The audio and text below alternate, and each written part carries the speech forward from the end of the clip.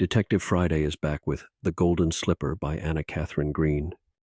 One slipper, one missing girl, and a room full of suspects. Arr! She's here. I thought she would be. She's one of the three young ladies you see in the right-hand box near the proscenium. The gentleman thus addressed, a man of middle age and a member of the most exclusive clubs, turned his opera glass toward the spot designated, and in some astonishment retorted, "She? Why, those are the Mrs. Pratt and Miss Violet Strange, no other." "And do you mean to say—" "I do. That yon silly little chit whose father I know, whose fortune I know, who is seen everywhere, and who is called one of the season's belles, is an agent of yours. No names here, please. You want a mystery solved. It is not a matter for the police, that is, as yet. And so you come to me, and when I ask for the facts, I find that women and only women are involved, and that these women are not only young but one and all of the highest society. Is it a man's work to go to the bottom of a combination like this? No. Sex against sex, and if possible, youth against youth. Happily, I know such a person, a girl of gifts and extraordinarily well placed for the purpose. Why she uses her talents in this direction, why, with means enough to play the part natural to her as a successful debutante, she consents to occupy herself with social and other mysteries, you must ask her, not me. Enough that I promise you her aid if you want it. That is, if you can interest her. She will not work otherwise." Mr. Driscoll again raised his opera glass.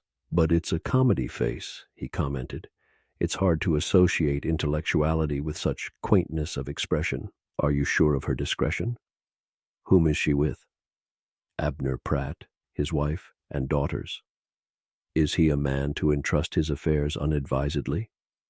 "Abner Pratt. Do you mean to say that she is anything more to him than his daughter's guest?" "Judge, you see how merry they are.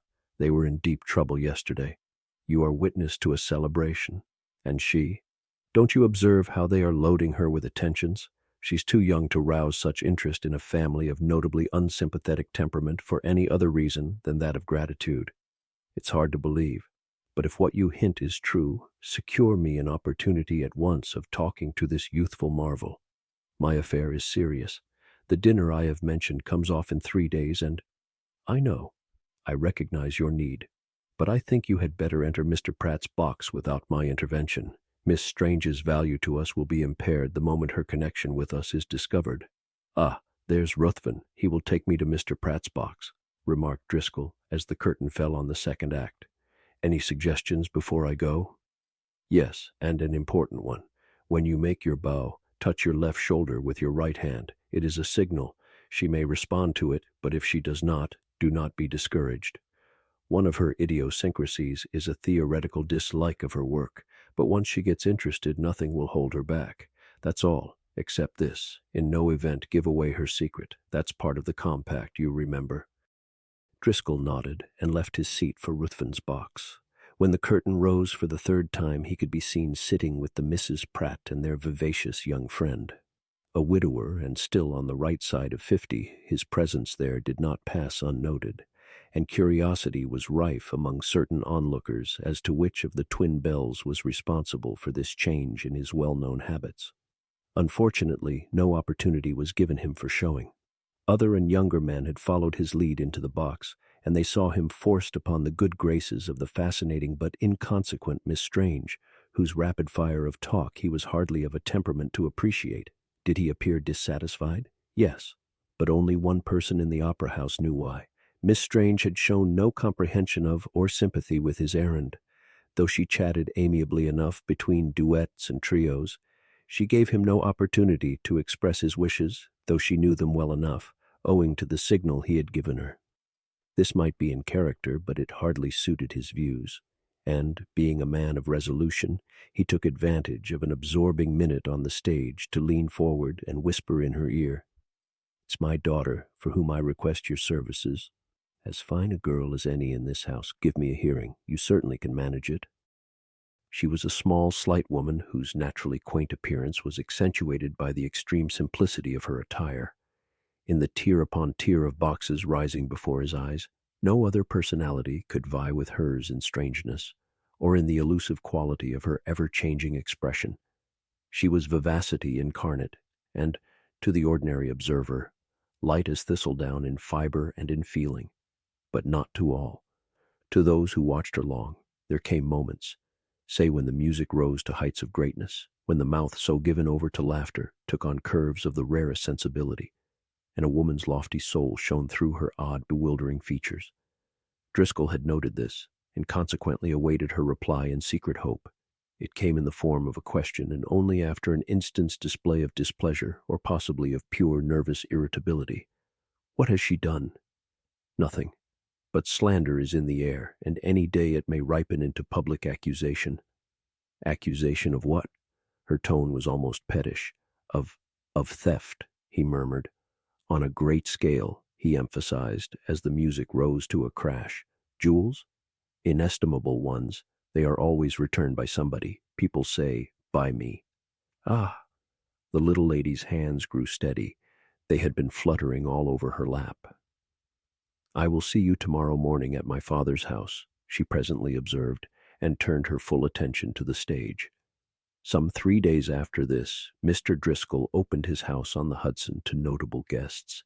He had not desired the publicity of such an event, nor the opportunity it gave for an increase of the scandal secretly in circulation against his daughter, but the ambassador and his wife were foreign, and any evasion of the promised hospitality would be sure to be misunderstood. So the scheme was carried forward, though with less éclat than possibly was expected. Among the lesser guests, who were mostly young and well acquainted with the house and its hospitality, there was one unique figure, that of the lively Miss Strange, who, if personally unknown to Miss Driscoll, was so gifted with the qualities which tell on an occasion of this kind, that the stately young hostess hailed her presence with very obvious gratitude. The manner of their first meeting was singular, and of great interest to one of them at least. Miss Strange had come in an automobile and had been shown her room, but there was nobody to accompany her downstairs afterward, and finding herself alone in the great hall, she naturally moved toward the library, the door of which stood ajar. She had pushed this door half open before she noticed that the room was already occupied. As a consequence, she was made the unexpected observer of a beautiful picture of youth and love. A young man and a young woman were standing together in the glow of a blazing wood fire. No word was to be heard, but in their faces, eloquent with passion, there shone something so deep and true that the chance intruder hesitated on the threshold, eager to lay this picture away in her mind with the other lovely and tragic memories now fast accumulating there. Then she drew back and, re-advancing with a less noiseless foot, came into the full presence of Captain Holliday, drawn up in all the pride of his military rank beside Alicia, the accomplished daughter of the house, who, if under a shadow, as many whispered, wore that shadow as some women wear a crown. Miss Strange was struck with admiration, and turned upon them the brightest facet of her vivacious nature all the time she was saying to herself, "Does she know why I am here? Or does she look upon me only as an additional guest foisted upon her by a thoughtless parent?"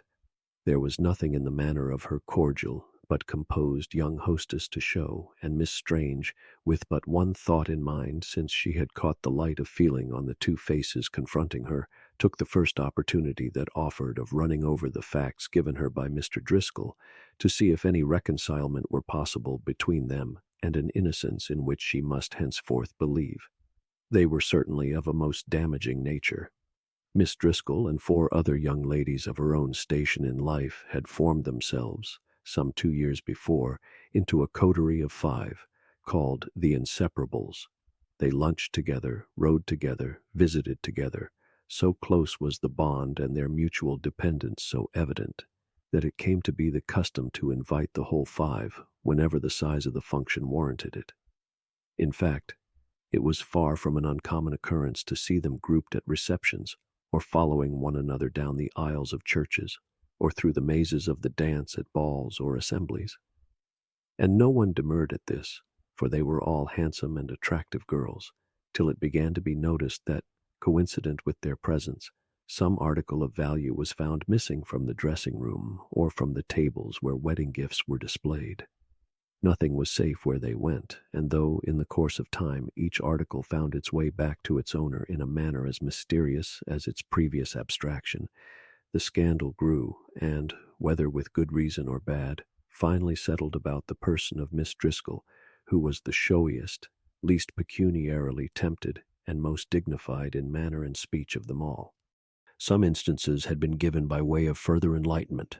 This is one. A theater party was in progress. There were 12 in the party, 5 of whom were the inseparables. In the course of the last act, another lady, in fact their chaperone, missed her handkerchief, an almost priceless bit of lace. Positive that she had brought it with her into the box, she caused a careful search, but without the least success. Recalling certain whispers she had heard, she noted which of the 5 girls were with her in the box. They were Miss Driscoll, Miss Hewson, Miss Yates, and Miss Benedict. Miss West sat in the box adjoining. A fortnight later this handkerchief reappeared, and where? Among the cushions of a yellow satin couch in her own drawing-room.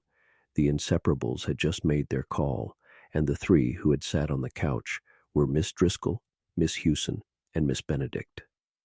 The next instance seemed to point still more insistently toward the lady already named. Miss Yates had an expensive present to buy, and the whole 5 inseparables went in an imposing group to Tiffany's. A tray of rings was set before them. All examined and eagerly fingered the stock, out of which Miss Yates presently chose a finely set emerald.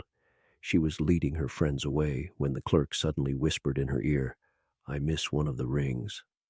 Dismayed beyond speech, she turned and consulted the faces of her 4 companions, who stared back at her with immovable serenity, but one of them was paler than usual, and this lady, it was Miss Driscoll, held her hands in her muff and did not offer to take them out.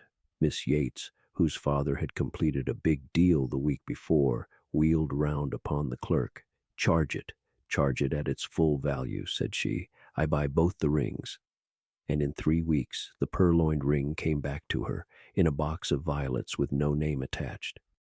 The third instance was a recent one, and had come to Mr. Driscoll's ears directly from the lady suffering the loss. She was a woman of uncompromising integrity, who felt it her duty to make known to this gentleman the following facts.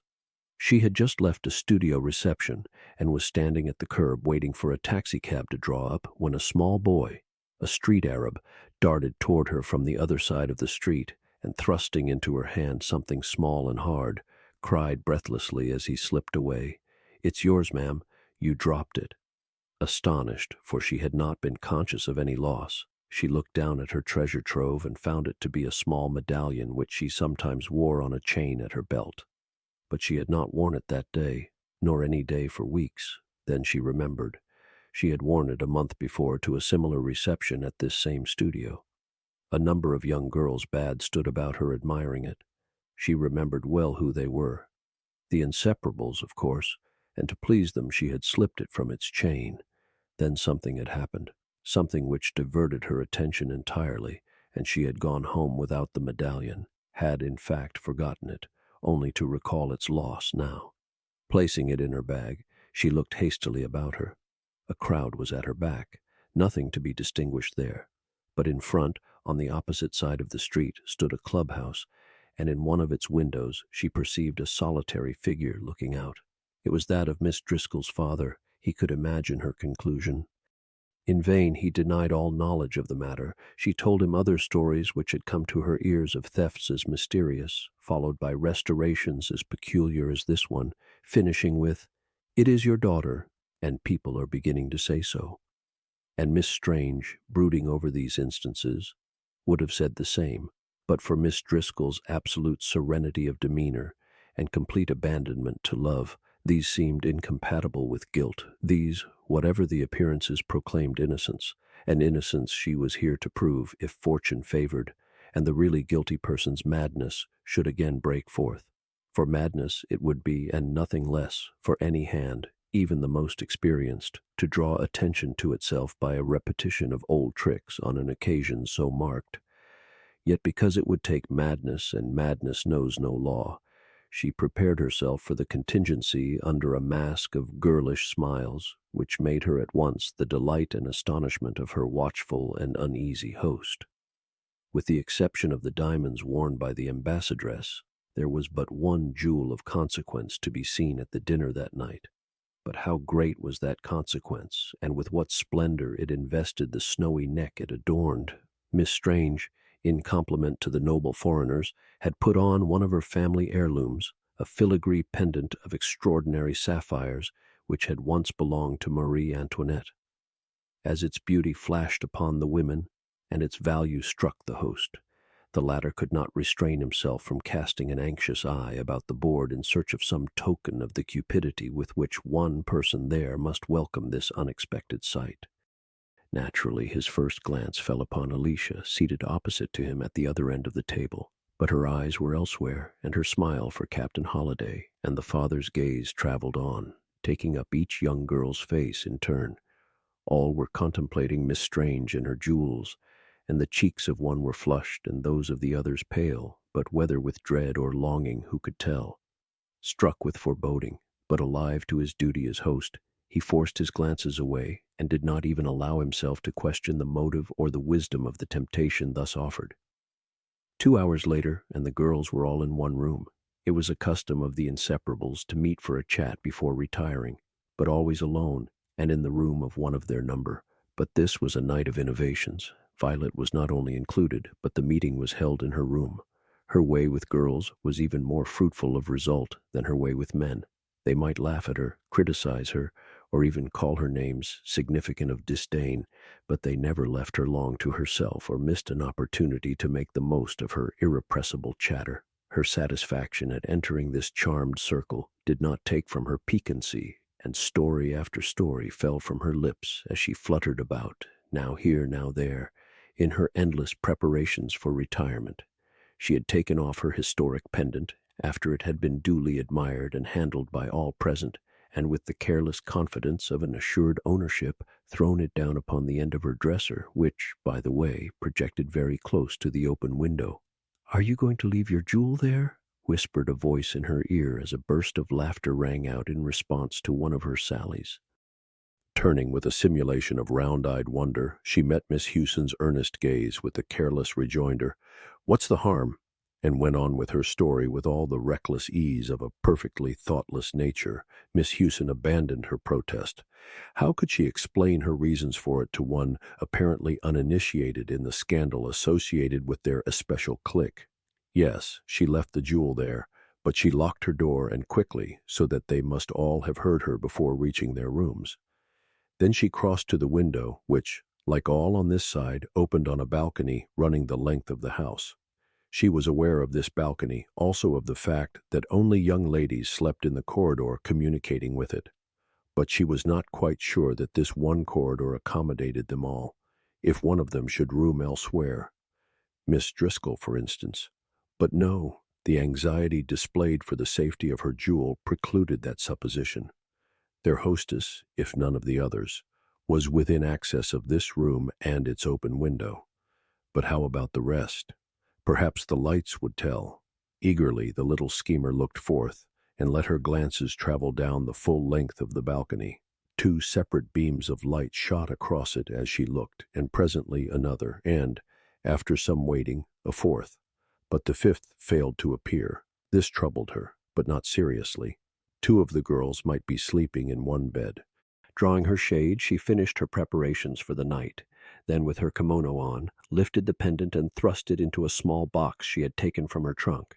A curious smile, very unlike any she had shown to man or woman that day, gave a sarcastic lift to her lips, as with a slow and thoughtful manipulation of her dainty fingers, she moved the jewel about in this small receptacle, and then returned it, after one quick examining glance, to the very spot on the dresser from which she had taken it. If only the madness is great enough, that smile seemed to say. Truly, it was much to hope for, but a chance is a chance. And comforting herself with the thought, Miss Strange put out her light, and with a hasty raising of the shade she had previously pulled down, took a final look at the prospect. Its aspect made her shudder. A low fog was rising from the meadows in the far distance, and its ghostliness under the moon woke all sorts of uncanny images in her excited mind. To escape them, she crept into bed, where she lay with her eyes on the end of her dresser. She had closed that half of the French window over which she had drawn the shade, but she had left ajar the one giving free access to the jewels, and when she was not watching the scintillation of her sapphires in the moonlight, she was dwelling in fixed attention on this narrow opening. But nothing happened, and 2 o'clock, then 3 o'clock struck, without a dimming of the blue scintillations on the end of her dresser. Then she suddenly sat up, not that she heard anything new, but that a thought had come to her. If an attempt is made, so she murmured softly to herself, it will be by. She did not finish. Something, she could not call it sound, set her heart beating tumultuously, and listening, watching. She followed in her imagination the approach down the balcony of an almost inaudible step, not daring to move herself, it seemed so near, but waiting with eyes fixed, for the shadow which must fall across the shade she had failed to raise over that half of the swinging window she had so carefully left shut.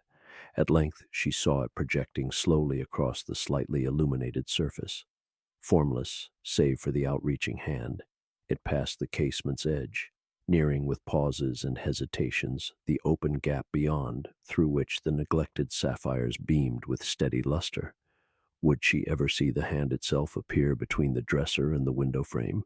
Yes, there it comes, small, delicate, and startlingly white, threading that gap, darting with the suddenness of a serpent's tongue toward the dresser, and disappearing again with the pendant in its clutch.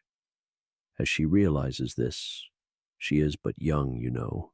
As she sees her bait taken and the hardly expected event fulfilled, her pent-up breath sped forth in a sigh which sent the intruder flying, and so startled herself that she sank back in terror on her pillow. The breakfast call had sounded its musical chimes through the halls. The ambassador and his wife had responded, so had most of the young gentlemen and ladies, but the daughter of the house was not amongst them, nor Miss Strange, whom one would naturally expect to see down first of all. These two absences puzzled Mr. Driscoll. What might they not portend? But his suspense, at least in one regard, was short. Before his guests were well seated, Miss Driscoll entered from the terrace in company with Captain Holliday. In her arms she carried a huge bunch of roses and was looking very beautiful. Her father's heart warmed at the sight. No shadow from the night rested upon her. But Miss Strange, where was she? He could not feel quite easy till he knew. "Have any of you seen Miss Strange?" he asked as they sat down at table, and his eyes sought the inseparables. 5 lovely heads were shaken, some carelessly, some wonderingly, and one with a quick, forced smile. But he was in no mood to discriminate, and he had beckoned one of the servants to him when a step was heard at the door, and the delinquent slid in and took her place in a shamefaced manner suggestive of a cause deeper than mere tardiness. In fact, she had what might be called a frightened air, and stared into her plate, avoiding every eye, which was certainly not natural to her. What did it mean? And why, as she made a poor attempt at eating, did 4 of the inseparables exchange glances of doubt and dismay, and then concentrate their looks upon his daughter? That Alicia failed to notice this, but sat a bloom above her roses now fastened in a great bunch upon her breast, offered him some comfort. Yet, for all the volubility of his chief guests, the meal was a great trial to his patience, as well as a poor preparation for the hour when, the noble pair gone, he stepped into the library to find Miss Strange awaiting him with one hand behind her back and a piteous look on her infantile features. "0, Mr. Driscoll," she began, and then he saw that a group of anxious girls hovered in her rear. "My pendant, my beautiful pendant, it is gone. Somebody reached in from the balcony and took it from my dresser in the night. Of course, it was to frighten me. All of the girls told me not to leave it there, but I cannot make them give it back, and Papa is so particular about this jewel that I'm afraid to go home. Won't you tell them it's no joke, and see that I get it again? I won't be so careless another time." Hardly believing his eyes, hardly believing his ears, she was so perfectly the spoiled child detected in a fault. He looked sternly about upon the girls and bade them end the jest and produce the gems at once, but not one of them spoke, and not one of them moved. Only his daughter grew pale until the roses seemed a mockery, and the steady stare of her large eyes was almost too much for him to bear. The anguish of this gave asperity to his manner, and in a strange, hoarse tone, he loudly cried, "One of you did this." "Which?" If it was you, Alicia, speak. I am in no mood for nonsense. I want to know whose foot traversed the balcony and whose hand abstracted these jewels." A continued silence, deepening into painful embarrassment for all. Mr. Driscoll eyed them in ill-concealed anguish, then turning to Miss Strange was still further thrown off his balance by seeing her pretty head droop and her gaze fall in confusion. "Oh, it's easy enough to tell whose foot traversed the balcony," she murmured. "It left this behind." And drawing forward her hand, she held out to view a small gold-colored slipper. "I found it outside my window," she explained. "I hoped I should not have to show it." A gasp of uncontrollable feeling from the surrounding group of girls, then absolute stillness. "I fail to recognize it," observed Mr. Driscoll, taking it in his hand. "Whose slipper is this?" he asked in a manner not to be gainsaid. Still no reply. Then as he continued to eye the girls one after another, a voice, the last he expected to hear, spoke, and his daughter cried, "It is mine."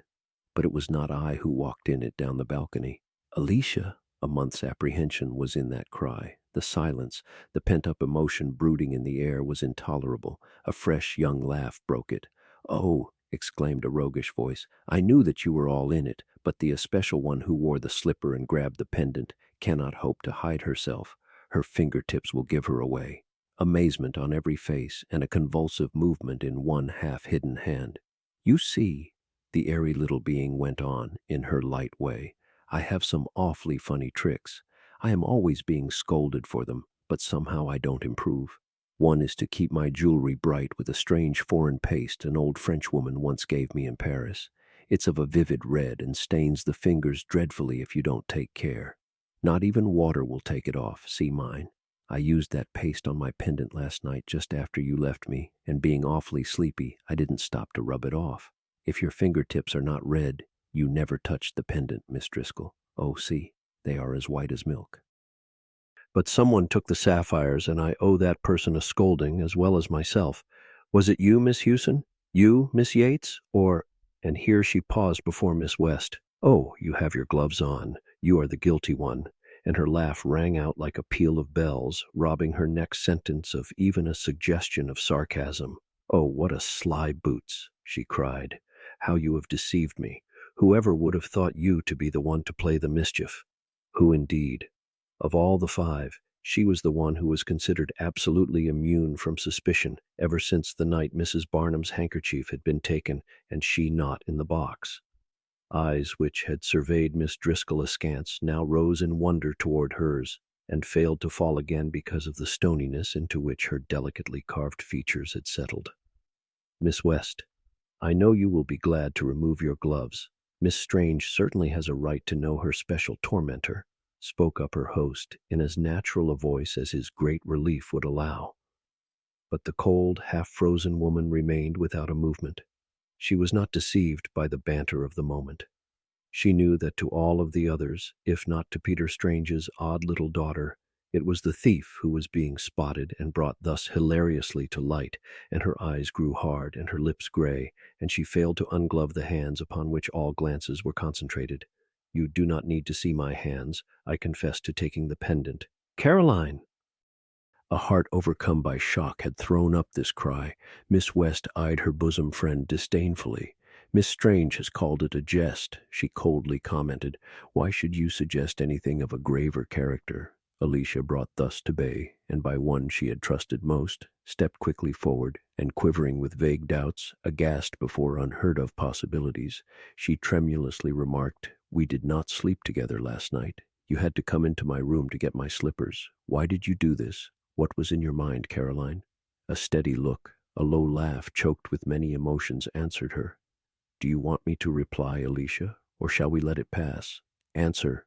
It was Mr. Driscoll who spoke. Alicia had shrunk back, almost to where a little figure was cowering with wide eyes fixed in something like terror on the aroused father's face. "Then hear me," murmured the girl, entrapped and suddenly desperate. "I wore Alicia's slippers and I took the jewels because it was time that an end should come to your mutual dissimulation. The love I once felt for her, she has herself deliberately killed. I had a lover. She took him. I had faith in life, in honor, And in friendship, she destroyed all, a thief. She has dared to aspire to him, and you condoned her fault. You, with your craven restoration of her booty, thought the matter cleared, and her a fit mate for a man of highest honor. Miss West, no one had ever heard that tone in Mr. Driscoll's voice before. Before you say another word calculated to mislead these ladies, let me say that this hand never returned anyone's booty, or had anything to do with the restoration of any abstracted article. You have been caught in a net, Miss West, from which you cannot escape by slandering my innocent daughter. Innocent? All the tragedy latent in this peculiar girl's nature blazed forth in the word. Alicia, face me. Are you innocent? Who took the Dempsey corals and that diamond from the Tiffany tray? It is not necessary for Alicia to answer, the father interposed with not unnatural heat. Miss West stands self-convicted. How about Lady Paget's scarf? I was not there that night. You are a woman of wiles. That could be managed by one bent on an elaborate scheme of revenge. And so could the abstraction of Mrs. Barnum's $500 handkerchief by one who sat in the next box, chimed in Miss Hewson, edging away from the friend to whose honor she would have pinned her faith an hour before. I remember now seeing her lean over the railing to adjust the old lady's shawl. With a start, Caroline West turned a tragic gaze upon the speaker. You think me guilty of all because of what I did last night? Why shouldn't I? And you, Anna? Alicia has my sympathy, murmured Miss Benedict. Yet the wild girl persisted. But I have told you my provocation. You cannot believe that I am guilty of her sin, not if you look at her as I am looking now. But their glances hardly followed her pointing finger. Her friends, the comrades of her youth, the inseparables with their secret oath, one and all held themselves aloof, struck by the perfidy they were only just beginning to take in. Smitten with despair, for these girls were her life, she gave one wild leap and sank on her knees before Alicia. "Oh, speak," she began. "Forgive me, and—" A tremble seized her throat. She ceased to speak and let fall her partially uplifted hands. The cheery sound of men's voices had drifted in from the terrace, and the figure of Captain Holliday could be seen passing by. The shudder which shook Caroline West communicated itself to Alicia Driscoll, and the former rising quickly, the two women surveyed each other, possibly for the first time, with open soul and a complete understanding. "Caroline," murmured the one. "Alicia," pleaded the other. "Caroline, trust me," said Alicia Driscoll in that moving voice of hers, which more than her beauty caught and retained all hearts. "You have served me ill, but it was not all undeserved. Girls," she went on, eyeing both them and her father with the wistfulness of a breaking heart, "neither Caroline nor myself are worthy of Captain Holliday's love.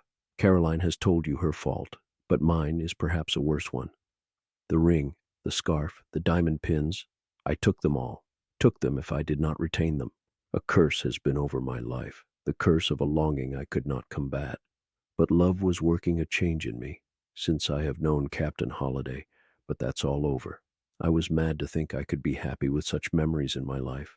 I shall never marry now, or touch jewels again, my own or another's. Father, you won't go back on your girl. I couldn't see Caroline suffer for what I have done. You will pardon me and help. Her voice choked. She flung herself into her father's arms. His head bent over hers, and for an instant not a soul in the room moved. Then Miss Hewson gave a spring and caught her by the hand. "We are inseparable," said she, and kissed the hand, murmuring, "Now is our time to show it." Then other lips fell upon those cold and trembling fingers which seemed to warm under these embraces. And then a tear. It came from the hard eye of Caroline and remained a sacred secret between the two. "You have your pendant?" Mr. Driscoll's suffering eye shone down on Violet Strange's uplifted face as she advanced to say goodbye preparatory to departure. "Yes," she acknowledged, "but hardly, I fear, your gratitude." And the answer astonished her. "I am not sure that the real Alicia will not make her father happier than the unreal one has ever done. And Captain Holliday? He may come to feel the same. Then I do not quit in disgrace? You depart with my thanks." When a certain personage was told of the success of Miss Strange's latest maneuver, he remarked, "The little one progresses. We shall have to give her a case of prime importance next." And with that we reach the end of this story. Mystery solved, my dudes. Yippee! Woohoo!